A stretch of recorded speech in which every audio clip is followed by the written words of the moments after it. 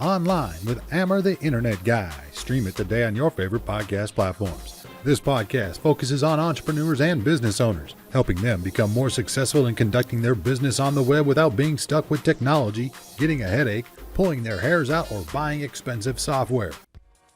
Hello, and welcome to a new episode of the podcast.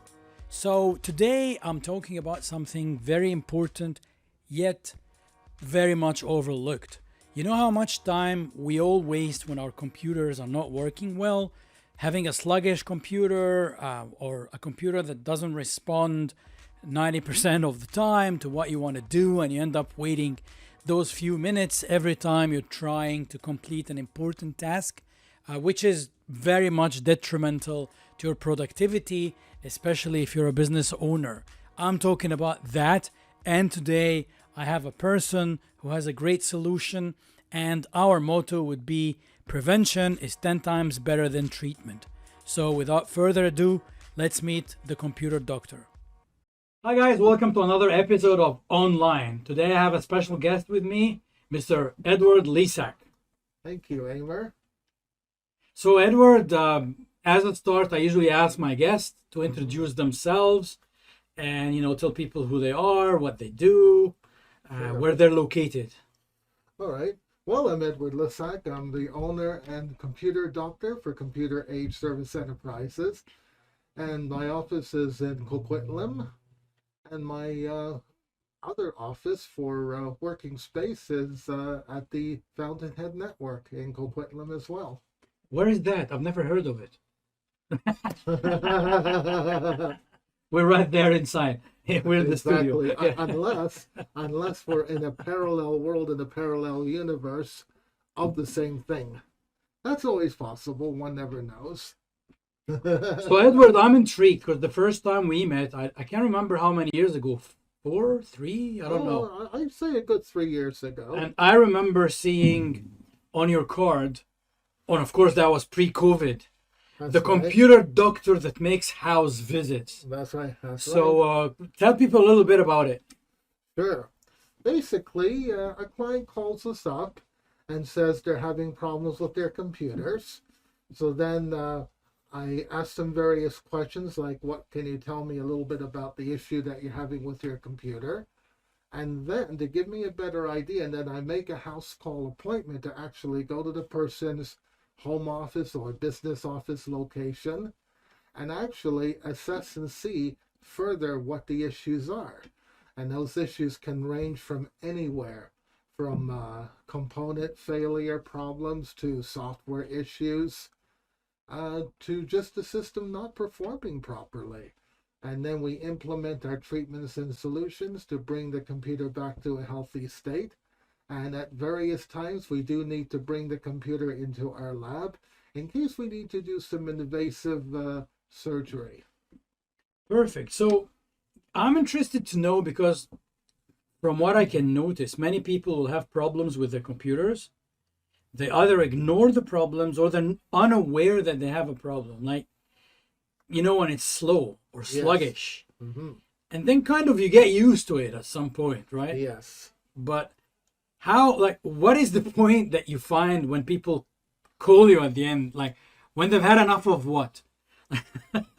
Well, unfortunately, some of the calls that we get is when the computer is already unresponsive. Oh, God. They go to press the power button on, they see the windows come up, and it just sits there. It hangs. And it won't go any further. Other times, they'll get what we call a nonsystem disk error, which means their filing cabinet, their electronic filing cabinet, or the hard drive is just not working properly due to some configuration issues. And usually, from past experience, on-call clients tend to wait until at the very end, which is almost everybody. I would say a good 80% anyway. Okay, so just to let you know, guys, like when we say on-call clients, these are the clients who call only when they have a problem. That's right. So the other type of clients would be the clients who have preventive maintenance. So yes. I'm trying to explain this like a car. when you buy a new car, Yes. sometimes the dealership would offer you to prepay for your maintenance so that everything is covered. They get it in the car price. If you pay on installment, everything gets taken care of, and then you get peace of mind. And to me, there's a lot of value doing this with anything that's hardware, a computer, a car, an elevator, something like that. Oh, yes. But some people think, oh no, it's expensive. I'm not going to do it. I'm going to wait for when something happens. So I want to explain to people with computers, what is preventive maintenance? What do we do? What does it entail, preventive maintenance? What do you do? Let's say I get on your, I think you call them virtual healthcare Yes. plans. That's right. So when I get on your virtual healthcare plan, what are you going to do for me? First of all, for our customers who are already on this package, we go in remotely by remote access. We first of all make sure that their data backup is in order. Make sure all of their data is backed up. And also we run some system diagnostics using various diagnostic utilities. And this will tell us right away if there is an issue. Think of it like running an EKG on a heart monitor. You're checking the heartbeat. These system diagnostics check the heartbeat of the computer. It checks the blood flow through all of the circulation, all of the components, the parts and everything, and also even through Windows as well. And it gives us an indication if there is an underlying issue. So it's this way, we pick up the underlying issue right away, and it can get fixed right away, rather than it going on and on and on to the point where it just Everything drops. stops working. Exactly. So I like your analogy because it's like a human being, right? That's right. You see a small problem here and there, you ignore it, and you don't go do your checks, you don't see the doctor, and then suddenly something big is happening to you, and it Yes. takes more time and more effort. And God forbids, like, we're in COVID, so we don't wish for anyone to be sick, and we don't wish for any machine to stop working. When we're working from home now, most of the time, a lot of people don't even have access to their office computer anymore.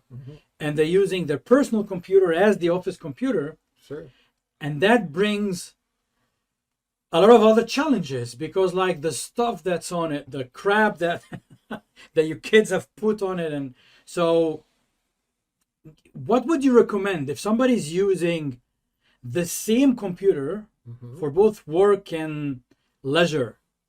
Okay, one of the things is to first of all have it checked by a professional computer doctor or specialist, where they could not only check for diagnostics if there's any underlying issues, also they could check to see what programs are in there, if there's any sort of adware or spyware that has dipped in from the internet. And then to ask the customer, did you put this in? Are you aware of this program? And quite often a lot of our customers will say, no, I never heard of it. We just dump it, we get rid of it. Whereas could be games in there. If there's a lot of games, it can also cause a lot of slowdown to computers. So we suggest to our customers maybe keep one game on there, but take the rest off. Because they're very highly they're intensive for the computer, especially when the computer has limited capacity, like a limited storage filing cabinet, which is your hard drive. Think of it like when you go to your doctor's office, you see all these big, tall filing cabinet cases. You're pulling out all these different drawers. You've got all these different folders and pieces of paper. That's your hard disk drive in your computer. It's exactly the same concept. I call it electronic filing cabinet miniature sized. So you want to make sure that you have it well organized and clean. And that way, when you want to get something, it'll come up quicker. And we provide that service as well, special utility that we use to organize things from everything chaotic out of sequence back into a more orderly sequence where you can get to things.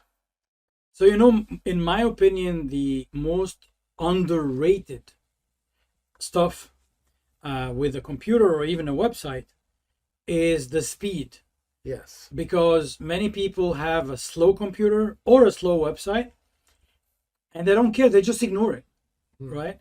But what they're not thinking about is that every time you're trying to accomplish, every time you're trying to get work done, you're wasting another maybe 10, 12 minutes multiple times a day. So if you add this time up, you're probably wasting about an hour a day. That's right. Extra, because your computer is slow. Now, so for everyone listening to us, guys, just figure out what's your hourly rate. How much are you charging your clients hourly, whatever you're doing? And then do 1 hour a day and figure out how much is it costing you per month, and you'll be amazed. Like the number that you'll see, you wouldn't believe it. Because like, I don't know, if you do the math, if you say like somebody's hour is $50, an hour a day, that's 50 times 5. So 250 per week. Let's exclude the weekends. Times 4 weeks, that's $1,000. So it's cost, a slow computer is costing you $1,000 a month. Is almost the price of a brand new computer, right? But because you keep ignoring it, you're not aware of it. So, and again, when it reaches the point that it stops, and you have a problem, because now it can't work, and you have to pay for the fix, and you have to wait for the fix. So how much downtime you have. If you factor all this, you realize that it would have been so much easier to have regular preventive maintenance done. And Edward, you've mentioned backup. Yes. What's the percentage of people who don't have a backup?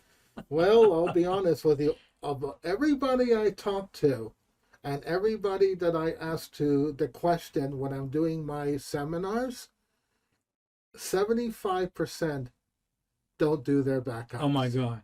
That is very, very high. Backup is the same thing as an insurance policy. You know, when you're going to insure your house, your business, your car, your boat, your RV, your trailer, you're insuring your data. You have to ask yourself, what would happen to my business if I lost this data?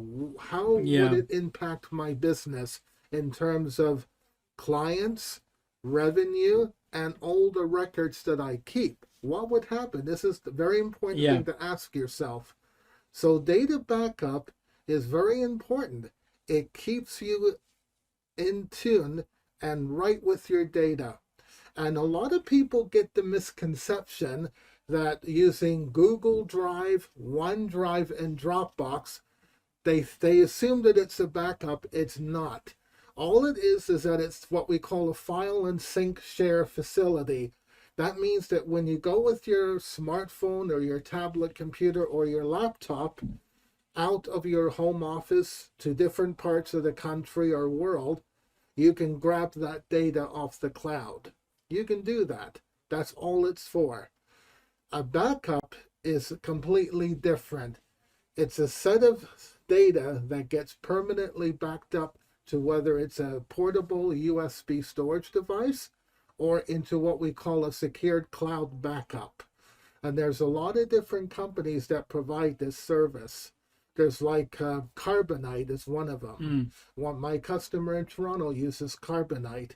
I have a few clients here that uses Bluepoint, which is another technology company that provides cloud backups. The difference there is that it's all backed up. It's there in case something happens. Yeah, I like the hybrid offline online backup, because you also have to plan for when you, for any reason, lose internet connectivity. That's right. So you don't want to have everything on the cloud. I mean, the cloud has great benefits. Like one benefit you rightfully went over is the synchronization between devices, because we all use now more than one device. Oh, yes. And you want all your files to be current. So you open from your house and you do some editing and you go to the office, or go pre-COVID when we used to go work out of Starbucks, and you want your files to have the latest update. And that's great when everything is on the cloud. But when you don't have an offline backup at all, and you find yourself for a reason without internet connectivity, or with limited, like sometimes you have internet, but it's not as fast as you want it. That's right. You know, before I moved to North America, I was in the Middle East, and sometimes the marine cables that connect the continents together Yes. would get severed by a ship, Mm-hmm. and we'll have slow internet for 2 or 3 days, and it will drive everyone crazy Yes. because you can't do anything. Mm-hmm. So you got to think about that day. If it comes, you got to be prepared. We're not saying doomsday, but we're saying just be prepared, especially if you're a business, because if you don't have access to your data. A friend of mine used to joke. Somebody asked him in an airport while traveling from one place to another, how much was your computer? And he had a laptop, a Toshiba laptop at the time, and he said, this computer is too old, it's probably worthless, but the data on it Yes. is more than $1 million. Exactly. That's That was it. So he said, like, that's it, it's my intellectual property. He's like, what I have on there is not the actual machine. Exactly. So what do we say to people who, I don't know, think of the virtual healthcare? I don't like the people will probably think we're talking about the health system, like the provincial health. No, the computer healthcare. Yes. So I would, because as you know, I do a virtual healthcare also for websites, right? That's right. And I get a lot of pushbacks. People mostly, when they think of it, they only think cost. Mm-hmm. They don't think benefits. Yes. And I get it. Like, in my case, you've built a website, you've spent X amount of dollars on it. You don't want to keep spending. Like, you want to, Sure. in your head, you want to think, you know what, I'm done with the website. Why do I keep paying? Right. It's done, it's live, it's up and running. Mm-hmm. And I often tell them, okay, it's two things that you guys need to actually think about. Number one is the backup. We're just talking backup now. What happens if your website has an error or a fault or something happens on your hosting server, or God forbid you get hacked, or malware, your site gets infected with malware, which is actually, if you ask me, malware and hacking is the worst thing, because yes. they also ruin your reputation as a business. It's not Right. just the website down, it's the message that your clients will see. That's right. And somebody can put bad stuff on your website, and it takes a lot of effort and a lot of skill to remove Yes. malware from a website properly and disinfect it properly. So why wait until it happens? And again, we're not wishing this on anyone, and we're not saying it will happen 100%. But if you look at statistics, there's about 27% risk of websites. And I'm thinking, if you have a computer that is not clean enough, that is not disinfected, that it doesn't run properly, Yes. and you're working on your website from that computer, That's right. you could actually infect more than your like you can infect your website from your computer, or yes. download the other way around, download something bad from the internet onto your computer, and Yes. So I'm wondering, what do we say for people who are only looking at the cost part? Well, you have to outweigh the benefits versus cost. There are a lot of benefits to a monthly maintenance program. In this case, we call it the Virtual Computer Healthcare Plan, which is a maintenance program. The benefits are, first of all, your computer is going to be more reliable. You're going to have more reliability, because if something is discovered in the diagnostics, something irregular, we'll pick it up very quickly before it gets to the point where you can't do anything. Yeah. So we already see it, and then we say, this is what we found. We've done this for a few of our clients already.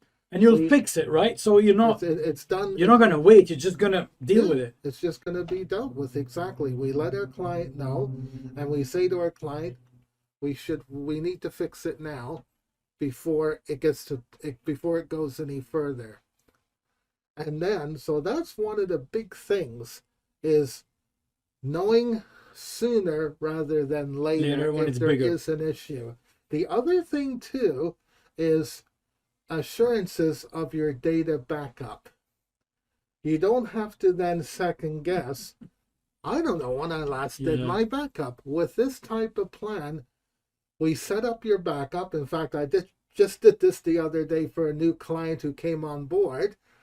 I set up this new client on an automated backup system. So And you monitor it, so you know if it's happening regularly or not. Right? Every single month, I go in by remote access into our client's computer, and we actually look at the backup.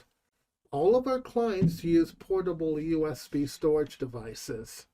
All of them. There's maybe one or two that use that and cloud. Yeah. But we always say to our clients, even somebody who has a large amount of data, use both. Use both methods. So then they use both methods. So the ones that have a cloud backup, we actually go into the cloud backup software and make sure that it's backing up properly.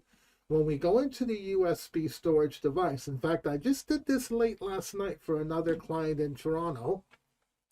I checked the special utility for backing up, and then I actually go into the drive itself and open files and look at the data, and especially looking at the last time the date was changed. Yes, indeed. So that's what I saw, that it was current and up to date. Because I tell you what, if you have backups but you're not testing them, it's as good as not having backups. Exactly. Because maybe the backup is corrupt. That's right. And when you need the files the most, in case of emergency, it won't work. So you always need a specialist to check this up for you, do this periodically. No, Sure. I mean, if you have daily backups, no one is going to go every single day and check it.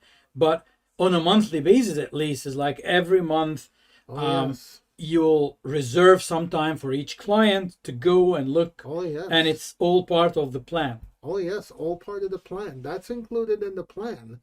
Every month, we have several customers already on our monthly virtual computer healthcare plan. That's automatic. I put it into my calendar. I contact my customers and set up the appointment to go in remotely, and I do a complete check, just like I did for one of our Toronto clients last night. I know that you've been in business for, 20 years now? Well, actually, 26 years. Wow. Was the last November. I'm now into my 27th year. Wow, congratulations. Thank you. Thank you. That's a good milestone. Thank you, Amr. So, what's the awareness like 25 years ago and now? When I first started in the field, it was still very new to a lot of people. And I can remember the days when it was MS-DOS. Yeah. 6.22 and the Windows, boring black screen. Yeah. And 3.1 for Windows, and even 3.11 for workgroups. And when you wanted to add stuff to the computer, you had to manually go in and add it. Yes. So it was more challenging back then. And there wasn't as much awareness about adware and spyware and ransomware. It was almost non-existent back then. I mean, there was an awareness of viruses and a few worms. Yeah. But over the years, as things evolved and changes, there's a lot more code, there's a lot more programs. I would say that the amount of hackers compared to back then and now is like times 100. Yeah. So maybe even 1,000% more now than there was back then. And they're more sophisticated, and what they're well trained. And what they're doing is that they're actually, people who go to sort of websites that they're not sure of, these programs hide and slide into the computer from the website. And then it's not only adware and spyware, it's also another thing which is even more destructive called ransomware. Yeah. The reason why it's more destructive, because once it's in the computer, it automatically sets the program to block everything. You can't get to anything in your computer. Some of it even encrypts your stuff. Yes. So that is a very difficult thing. That's why having a backup is also very, very important, because even if the ransomware attack were to happen today, and you have a backup from yesterday or even from a week ago, you wouldn't care. You can still get to that data. Whereas if somebody never backs up their stuff, then the only other option to recover is a data recovery lab service, and that can cost upwards of $5,000. I know, yeah, and the outcome is never guaranteed as well. Exactly, that's the Like thing. you don't know. Yeah, exactly. And that's why sometimes big, like larger organizations, Yes. sometimes end up paying the ransom instead, which is not something recommended by all means. That's Is right. to make criminals richer, Yes. so that they can go and attack more people. That doesn't make any sense. But I've read about cases where some cities in North America, some in Canada and some in the United States, ended up paying ransom because, like, there are some sensitive sectors and industries you can't be locked out for more than 24 hours. That's right. Like the loss is tremendous. Sure. Plus now the attackers also not only hold your data to ransom, but they threaten to release it to the public. So if you're a hospital, what damage is it going to do if Exactly. your patient's records become public on the internet? That's too bad for you as well as for the patients. And it's not only that, they also sell it to the highest bidder. Oh yeah, black they sell the market. data as well. Yeah. They sell it to the highest bidder in the black market, where they'll then replicate that information. It's a real serious challenge. And this is not just local, this is worldwide. I know. This is a worldwide issue. And that comes to the other subject of also that I like to discuss if we still have time, Sure, yeah. is how to protect yourself against online fraud as well. That's a great thing. Please, let's do it. Yeah. Okay. Online fraud comes in several different forms. For one, you get an email in your inbox, and you think it looks legit. It says, a well-known bank, whether it's Scotia Bank or TD Canada Trust or Chase Bank or Citibank or even Barclays Bank or NatWest. They think it looks real, and it says your account has been locked out. Click on this link. But in actual fact, it's not the bank that's doing this. These are very well educated professional hackers. As soon as that link is clicked, it'll take you to a website that's going to look like the bank, but it's not.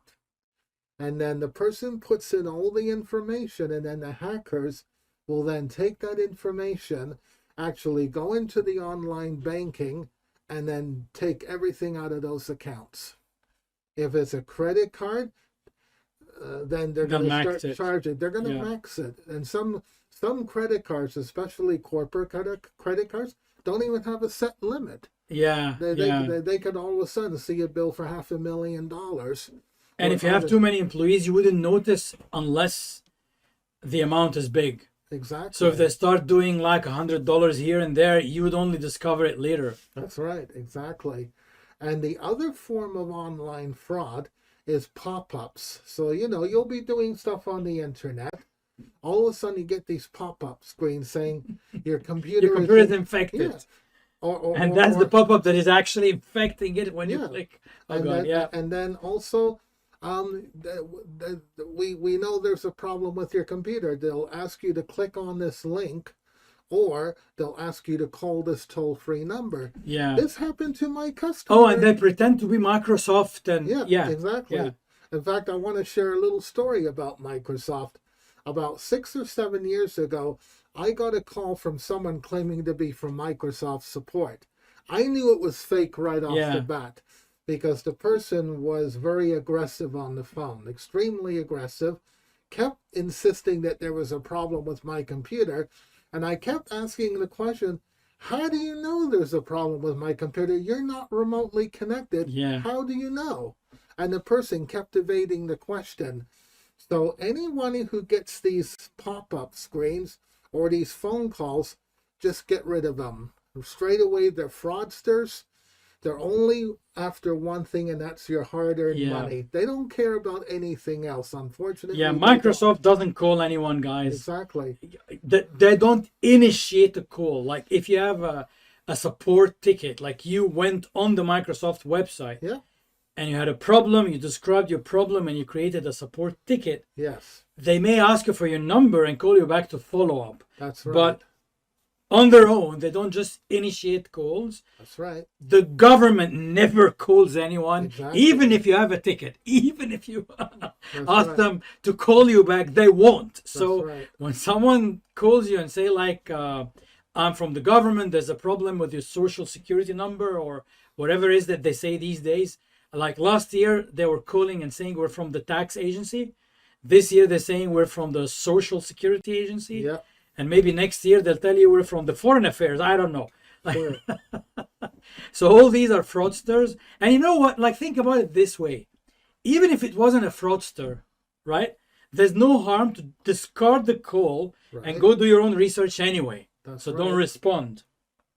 Exactly. So whenever you get these emails, these online pop-ups, these phone calls from all of these different organizations, just put the phone down and click on the X to get rid of these pop-ups Yeah. and delete those emails.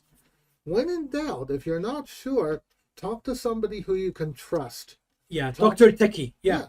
Talk to someone who you have a good business relationship with, who understands this and who's aware of this. And most of us, actually, I want to highlight this because it kinds of comes in every podcast episode.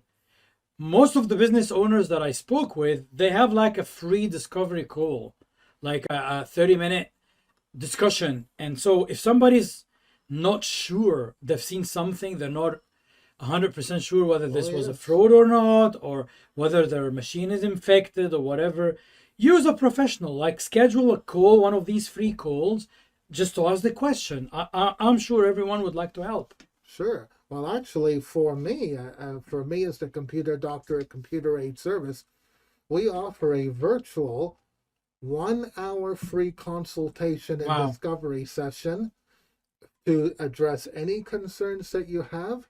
If you have any questions, anything that you want to do on your computer, we will do the consultation, and then, depending on what you wish to do, then only then we would give you some recommendations. Perfect. And Edward, do you get this question a lot? Which antivirus is the best? Yes, I do get this a lot.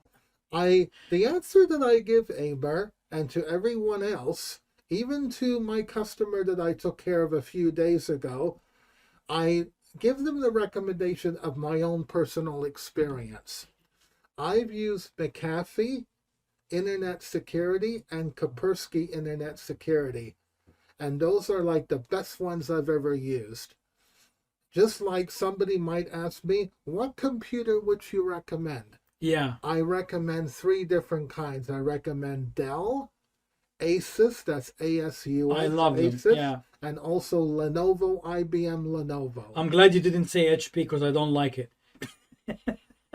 My experience with HP laptops, the business ones that are mega expensive are good. But the personal HP computers, 3 times in a row in the past 10 years, the motherboard stops working right after the warranty expires. Oh my goodness. I had one with 18 months warranty. Right? On month number 20, the motherboard is gone. Oh my goodness. And then I had one with only 12-month warranty, and a week after the warranty expired, the motherboard is gone. So I've decided, you know what? I'm not going to do this anymore. Lenovo, for the people who don't know that brand, that's IBM. So That's a right. company called Lenovo acquired IBM. That's right. Lenovo is a Chinese company, but it's huge. Sure. And that's why you don't see IBM personal computers anymore. They're in bigger servers and cloud. And then you have Asus, and what many people don't know, because some people would think, never heard of this before, the motherboards that you get in other computers Yes. are actually made by Asus. That's right. So it's a hardware, like it started as a hardware component company. Yes. Then I don't want to say recently because they've been available for more than 10 years, Yes. but it became more famous recently, with their new laptops. Mine is Asus and I love it. Great. The performance is great. It's very fast. Sure. It's light. So, when it's on my back, I don't feel like I'm carrying a brick. Exactly. And the battery stays for about 3.5 hours. Sure. And for something that light with a good screen size and everything, it's brilliant. And I don't know if I'm allowed to offer advice when you're buying a laptop, especially laptops. How I go about it is a few bits and pieces. Number one, I want something that's light in weight. Sure. Because I had a Lenovo. I love Lenovo's are workhorses. Sure. I know they don't look sexy because they don't design them with color and stuff, but like they will work for the next 15 years. Exactly. But they're heavy. Like the actual machine is like heavy. That's right. So I want something light because pre-COVID I used to move around a lot with my laptop on my back, Sure. get onto the train or the Sky Train, go downtown Vancouver, and with the Lenovo, like my shoulder was aching. That's right. So I want something light, but maybe light is not for everyone. I want battery power. You go and work from Starbucks and sometimes there's no socket. That's right. So you want this computer to survive for the couple of hours you're there for. Oh, yes. So I look at battery power. Then I look at the screen resolution because some of these PCs, especially the cheaper end, Yes. once you're outside in the light, you can't see anything. That's right. The screen resolution only works indoor. Sure. And when you're buying it in a shop, you're in a shop, so you're not going to test it outside. Exactly. So this is something that you have to ask a professional about, or do a little bit of research. The screen brightness, like there's a number there that tells you like the level of brightness and stuff, Yes. but it's too techy. So just ask someone and tell them whether you work indoors, outdoors, or both. That's right. And then the technician or the person will be able to help you. And these are the three things that I normally look at. The rest, in my opinion, like many people are fixated on, is Intel processor better than AMD?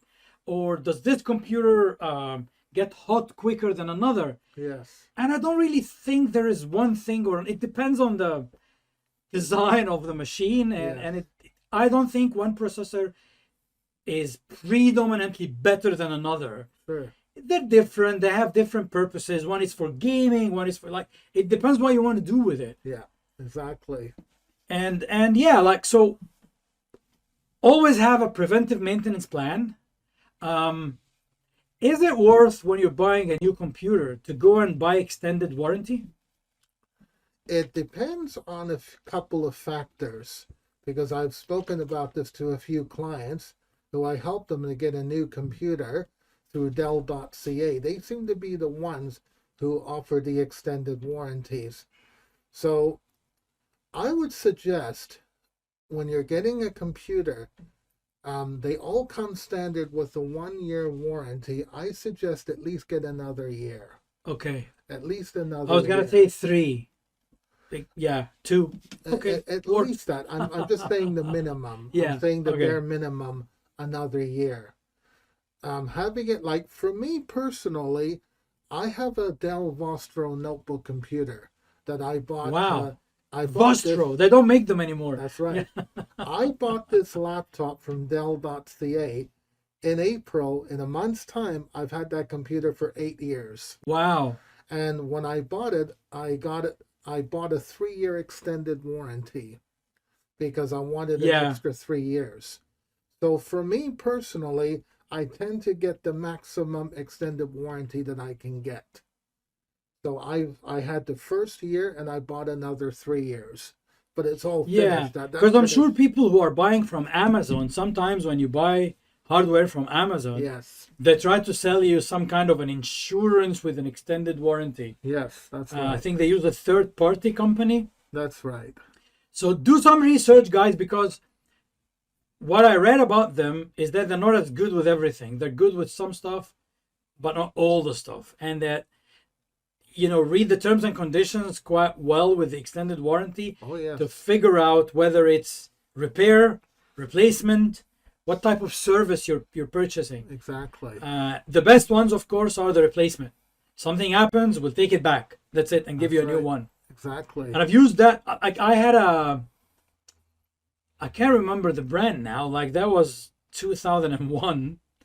I bought a new computer, and after a few months I dropped it and it broke. A laptop. And at the time, like 2001, Laptops were mega expensive. They were like Oh, yes. $3,000 or something. Exactly. And but I was lucky. I had this insurance that covers accidental damage. Yes. They took it and give me back my money, and then I bought a new computer. That's right. See, that's what I also get as well.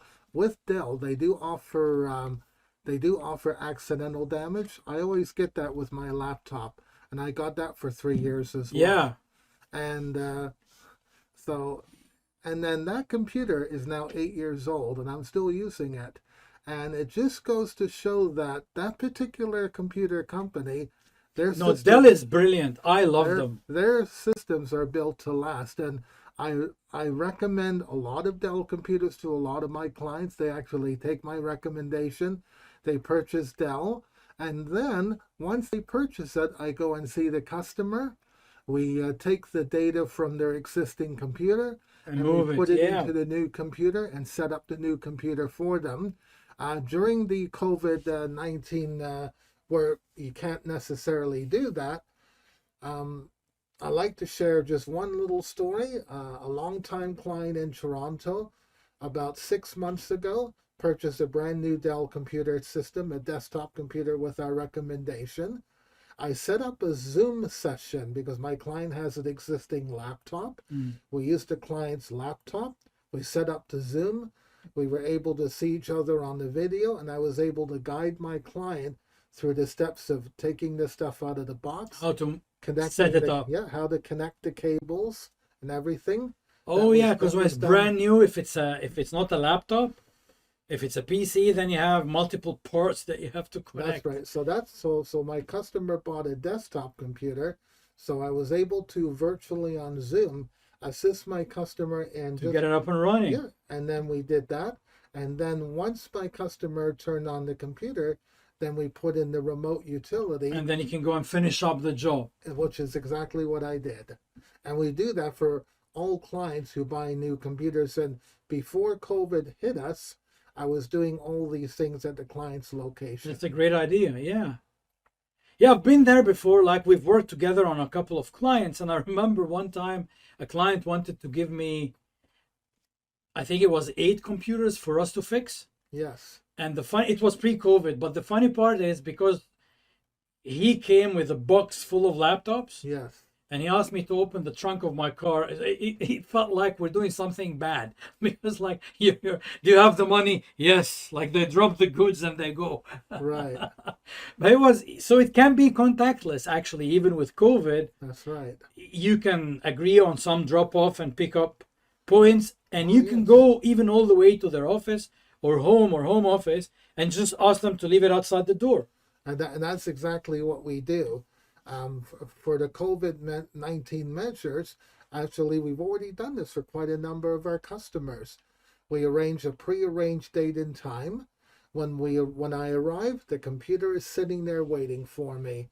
I bring it to my lab, disinfect it, back up the data, make sure everything else is fine, do the usual diagnostics, and then any required servicing. Yeah. And then we arrange a specified date and time for a contactless delivery, and then we proceed with that.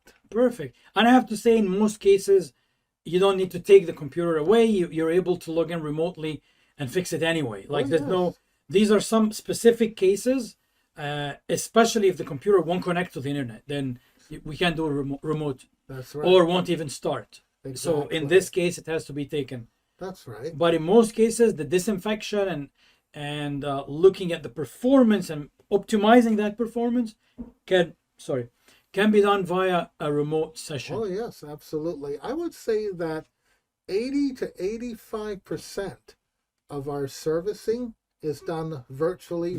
And remotely.